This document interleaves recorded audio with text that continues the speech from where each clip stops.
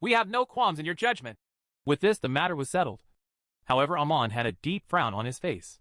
Wasn't one of the idiots who came to meet him a while ago the leader of Demolition Boys? If so, this could be troublesome. Meanwhile, the Gray International Tower. The upside? Real world. Ethan had become a lot more busy since he met the twins. A passion had been lit under him as he was grinding again in full gears. As he tried to destroy Mithun and Bonnie inside out, Ethan's greed had been ignited as he saw an opening that could make him gobble up all of Mbani's assets. His company, his businesses. He slowly yet surely make it all his. Ethan Gray was not a good guy at heart, and he was naturally not helping the twins without expecting returns. He decided to treat Rudra as his brother and his equal, as he knew the terrifying power of reincarnation. As he experienced it himself, and so far his decision had not been proven wrong. Amelia, the logistic support that Ethan had given to the true elites and Ethan's spy inside the guild, reported the guild to have in-game gold assets that values more than $3 trillion. However, the guild would tie them up inside real estate and such inside the game. Ethan did not understand the game too much, but he understood money, and Rudra's ability to earn money was terrifying. It was way faster than even he himself, and that was the only reason that Ethan did not exploit the twins and genuinely work with them, as he did not wish to antagonize Rudra. If Rudra could earn trillions of dollars in the short time span he had been playing the game, then down the line the profits he would make would be even more impressive, and Ethan would take 30% of it. Even if Ethan was the bigger man in the relationship for now, that dynamic would change in the future, and Ethan knew it.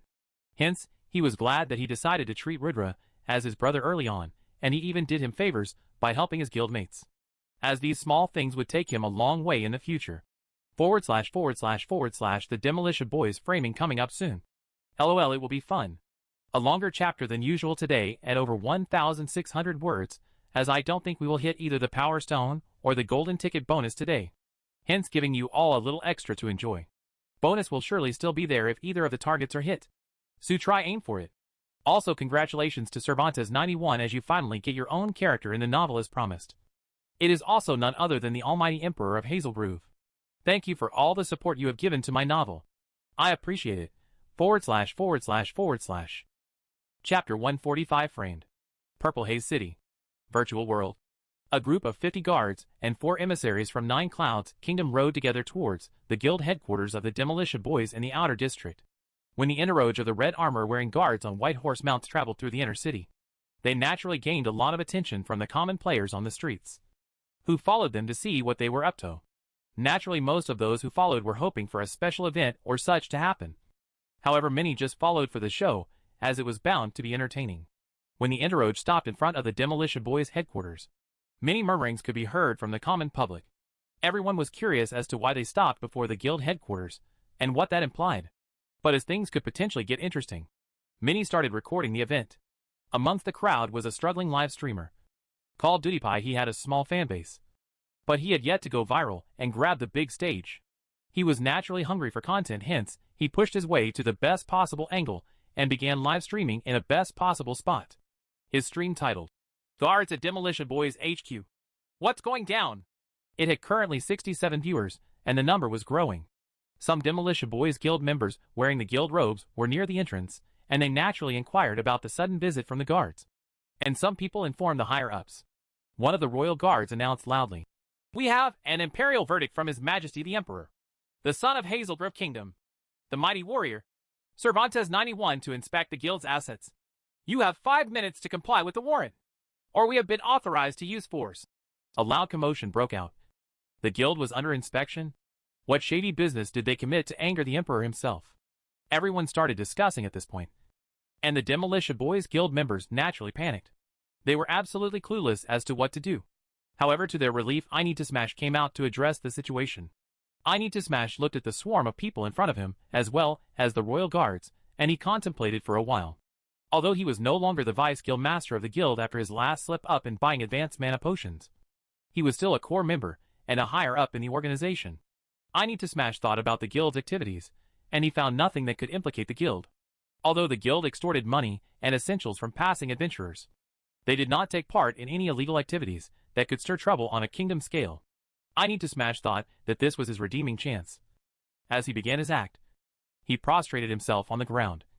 As he began to speak, his face facing the ground and his hands over his head in a namaste as he said, "The lowly citizen greets the royal soldiers of Hazel Grove. If His Eminence himself has questioned our guild's activities, then it is a big disgrace for us righteous adventurers. We are law-abiding citizens of the country. Please feel free to inspect the guild premises. I assure you, no illegal activities would be found." I Need to Smash made a compelling performance. Some people in the audience were moved. However, the emissaries from Nine Clouds Kingdom bought none of it. One of the emissaries said, "How dare you despicable thief play innocent?" I Need to Smash pretended to be shocked, as he clutched his heart in pain as he rolled on the ground. Then suddenly he stood up and roared, "Slander!" 15 swords pointed at his throat at that point, and I Need to Smash understood that he was in no position to play games. Hence, he went back to playing victim. He clutched his chest and through ragged breathing said, "We are the most ideal guild, the most kingdom-centric guild. We are innocent men. We are no thieves. That man with you lies. We have nothing to hide. Please, sire, believe us." It was at this point that guild leader Eluzmashing came out along with guild elders. Eluzmashing was a bit worried that one of the guild members had pissed off some big shot and robbed him or something. Hence he very carefully asked, "I am the guild master. May I know which crime warranted the search of my guild?" The emissaries from Nine Clouds Kingdom were livid now, as there was no limit to how innocent the other party tried to portray themselves as they said, "Does robbing the royal treasury of Nine Clouds Kingdom ring a bell?" Murmurs could be heard everywhere. Robbing the royal treasury? Who did something so amazing? What exactly is going on? PewDiePie's stream had suddenly gained momentum as over 25,000 people were watching his content currently. Everyone commenting enthusiastically about how they felt over the development. Eluzmashing frowned. Then after a while, he had a wide smile. This was a misunderstanding. He was sure that the guild did no such crimes. He could open the guild to investigations without problems. It was then that I Need to Smash creeped beside Eluzmashing and whispered in his ear, "Boss, let's invite the crowd outside to witness the investigation. Since we are innocent, might as well have witnesses and play the victim once we come out clean. Maybe we would gain some popularity and get more recruits." Eluzmashing nodded at the brilliant idea and gladly agreed as he said, "We are a righteous guild. Naturally, we will accept the investigations and cooperate with the search. You may feel free to look around." Then he looked at the assembled crowd and said, "Everyone here is free to come enter the guild premises just for a few hours to witness the investigations and our honesty." Cheers could be heard from the crowd as they felt very excited. Who would want to waste such a chance?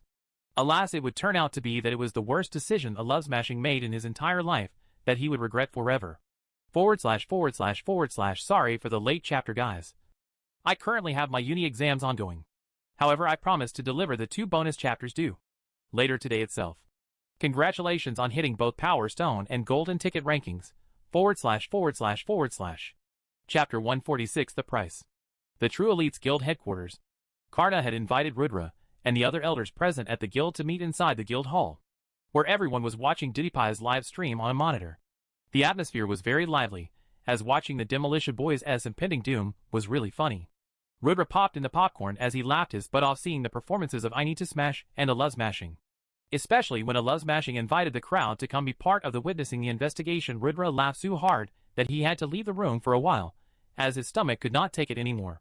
He needed a breather from the laughing. However, the moment he came back, he saw I Need to Smash squirming and rolling on the ground while pretending to be grievously wronged. As he shouted, "Slander! This is slander!" Rudra could not wait to see the guy's reaction after they got convicted of the crime. Inside the Demolition Boys' headquarters, the royal guards started finding for the stolen loot everywhere. It was kind of like an income tax raid. Every member was brought to a separate chamber, where they were questioned, their inventories emptied and screened. Now Eluzmashing voluntarily went through the process. And as the guild leader went through the process, naturally the others had to follow. One by one, many members and elders took the screening.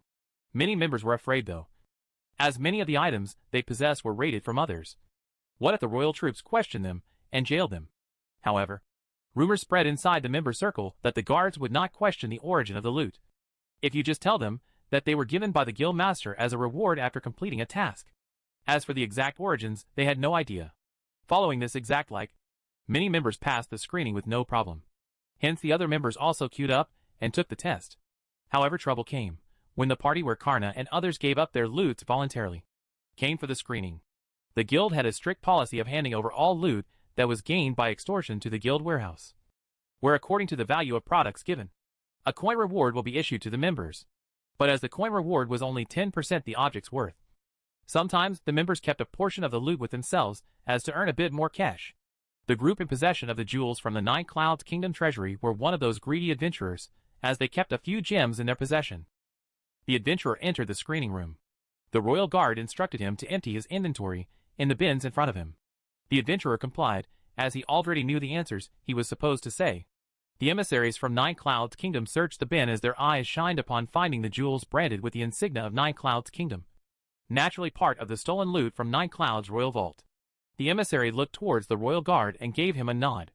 The nod signified that the object obtained was part of the loot. The eyebrows of the royal guard arched. He had almost thought that the entire process was going to be a waste. The demolition boys looked too calm to have conducted the heist. His experience told him they were innocent. However, now finding the proof, he was shocked for a second. However, years of his training as a guard kicked in as he instantly regained his composure.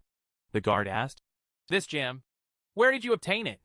This question was in line with what the guards usually asked every other adventurer during their screening. Hence the adventurer was already prepared. He said, "This gem was awarded to me by the Guildmaster for my meritorious service to the guild." The royal guard made him sign a document regarding the authenticity of the gem, where it stated, "I swear by the honor of my guild and my guild master that the origin of the gem in my hand is as described." The adventurer never heard about anyone else signing such a document. However, it was just a sign. He signed it and went out of the screening room. However, he wasn't greeted to the sight of an empty room.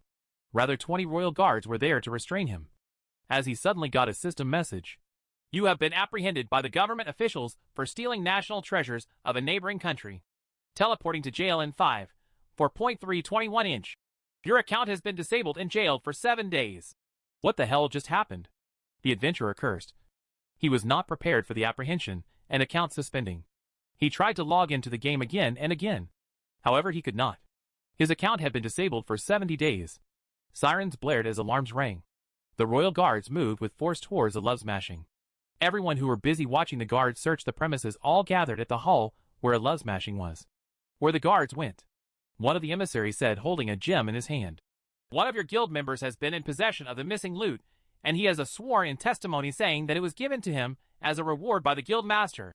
Anger was evident in the emissary's voice, as his voice contained a tint of killing intent. A love smashing gulped. Things had developed in a direction he did not expect them to develop towards. The idiot must have robbed someone in possession of the gem, is what a love smashing thought. However, it was harder for anyone to buy his "I am innocent" act when one of his men had already been implicated. However, just in time, I Need to Smash came to the rescue as he shouted, "Slander! This is slander of the righteous citizens of Hazelgrove. Oh, the injustice!" The hearsay. The emissaries glared at him angrily. They had enough of this man as they said, "Sue, you still deny? You should really take this chance to confess your crimes and return the stolen goods. It will grant you a reduced sentence. Should we find it ourselves, it would be ugly." I Need to Smash clutched his heart again and spoke in a deep voice. "A hoax. It's a witch hunt." The emissaries sniggered as they said, "Fine. Guild Master of Love Smashing. If you are innocent, you shall have no problem letting us go through the guild inventory now. Isn't that right?" Naturally, a Love Smashing knew that although it was a question, he was in no position to decline. As he smiled and said, "Please follow me." // bonus chapter for hitting the Power Stone target. Congratulations, guys. It's been a tough day with my exams ongoing. So I write these chapters between the breaks I take studying. Sorry for the delay. // Chapter 147 Caught Red-Handed.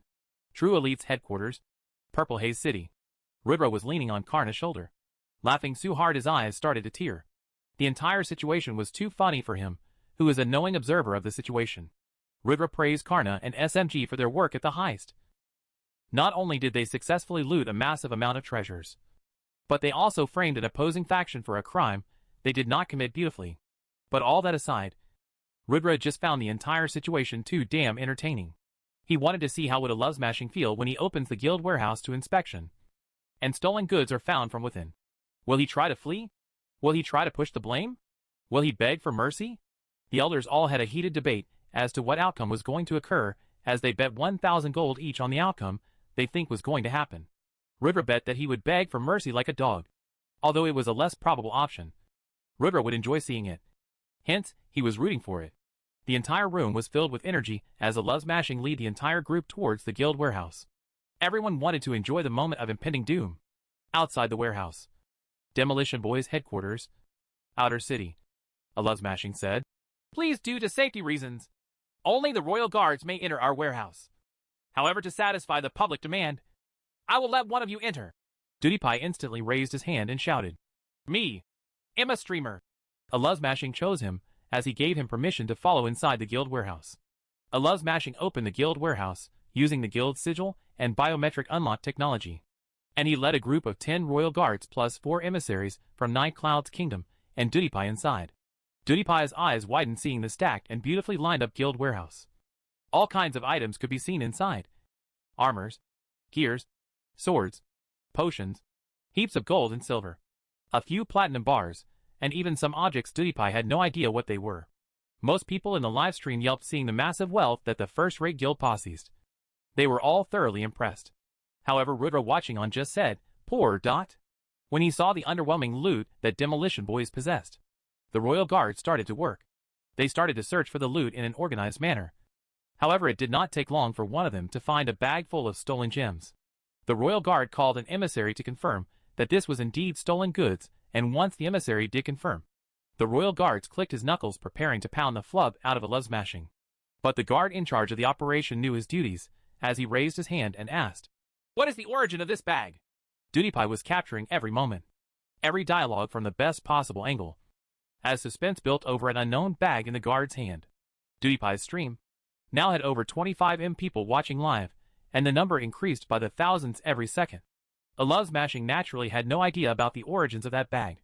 However, he could not just say that he had no idea. It would make him look like a fool inside the live stream. Hence he said, "Whatever it is, must be legally obtained by my guild." The emissary sneered at this remark. It was a sly response. Him using the word legally obtained was especially good.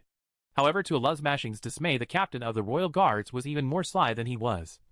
As he asked, "State the exact time and date of you obtaining this object." A love smashing knew that the object in question was not simple. Looking at the other party's response. Hence, he carefully went to inspect the object in question. He looked at the bag of gems inside. Now, to be honest, he had absolutely no clue where did the guild obtain the gems. But seeing as the matter was about a recently conducted heist of the royal treasury in a neighboring kingdom, a love smashing chose to say, "The guild obtained it a month ago, inside a dungeon." A love smashing was just hoping that his excuse would work. However, it backfired, as the royal guard said, "Guild leader a love smashing, you are a liar and a thief, a disgrace to the Hazel Grove Kingdom, a scum of the society who needs to be purged, with the authority vested in me by Emperor Cervantes 91 himself. I wrote in the 5th. The captain of the royal guard sentenced the guild Demolition Boys to imprisonment and abolition. All members of the guild Demolition Boys who are caught shall be whipped in public before being imprisoned. The guild grounds shall be confiscated, and the treasury shall be awarded to the emissaries from Nine Clouds Kingdom as compensation." A big turn of events. A love smashing was stunned silent. He did not know what to do anymore.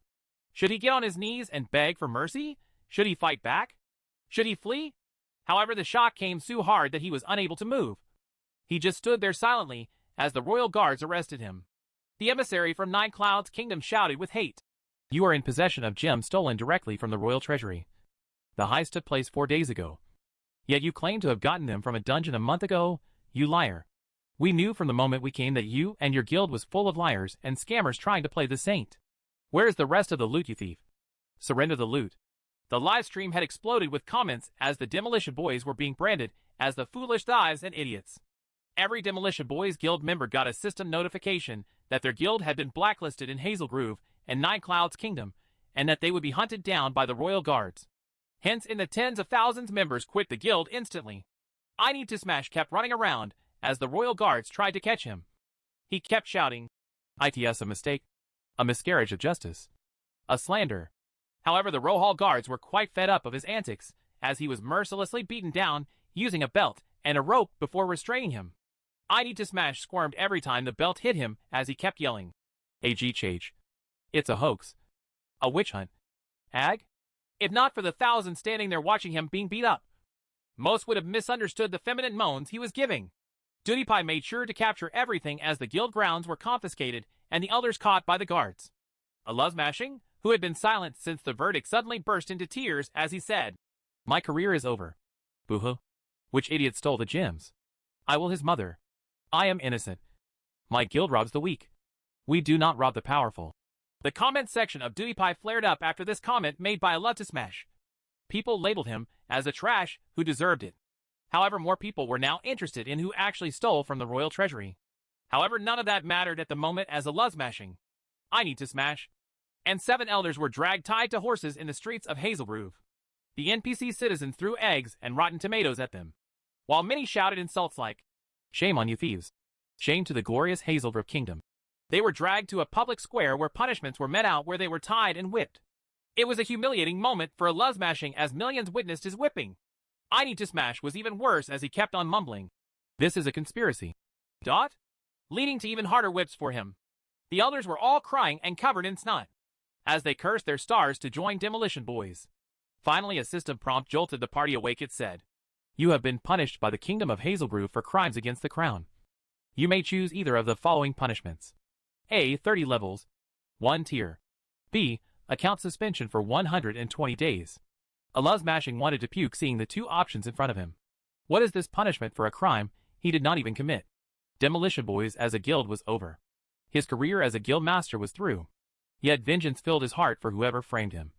Hence, gritting his teeth, he chose option A as his level dropped back to LV13 tier 0. Everyone on the whipping stage chose the same option. It was a huge mental blow for them, which would put them back 100 days in the game. However, the ones who staged the entire event were busy laughing and pointing out that none of them predicted that a love smashing would just freeze. Hence, Noon won the bet. // sorry for the late bonus. But this is a bonus for the golden tickets. It's funny how we are very close to getting another one. Keep up the good work. Also, we are really close to the next Power Stone target, so keep the stones pumping // Chapter 148 Aftermath. The aftermath of the entire incident was huge. The Demolition Boys, one of the first-rate guilds, had been disbanded. The guild had nearly 90,000 members previously. However, with the recent shot of funds from Mithun and Bonnie, they had recruited 30,000 more. However, they lost everything in an instant. The guild had a total net worth of $450 billion in fixed and liquid assets, when the worth of every human working for the guild, every single equipment they owned, and their tie-up with the Alliance, they were valued at $450 billion by various experts. The collapse of the guild came as a huge blow to the Alliance, who had just started gaining momentum after the new injection of funds. However, the heaviest blow came to the construction company behind Demolition Boys, as their stock plunged into freefall after investor panic. This was the first case of a billion-dollar corporation facing a 70% value depreciation overnight, and it was influenced due to not a real-world issue, but a virtual world problem. The economists went crazy, featuring on all media outlets and news interviews, claiming that it was the dawn of a new era, a new reality where the virtual world intricately linked real world. The forums went wild with speculation about who were the real robbers of the royal treasury after a love smashing appeared in a news interview claiming it was not the work of his guild. This stunned more people, as if that was the case, then Omega was a much more complex game than they first gave it credit to. If unexpected plot lines developed as a consequence of some actions, the Demolition Boys guild leader had absolutely no idea as to where the gems in his warehouse came from, and what caused his ruin. However, those who sympathized with him were very, very few. Most people wanted to take this chance and expand their power, as a major party had collapsed.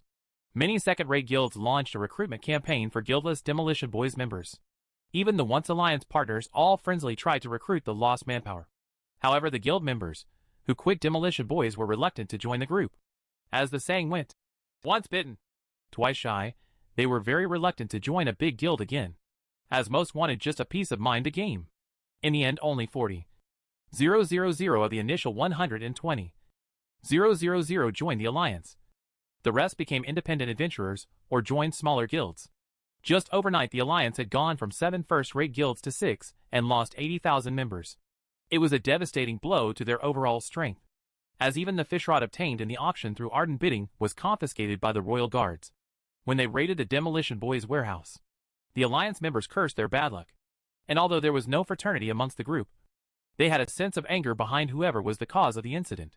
Naturally, many doubted the elites' involvement in the matter. Things got really chaotic and out of control when a video of the elites was released on the forums with Rudra and Karna sitting on a pile of treasure and playing catch with what looked like precious gems. The same kind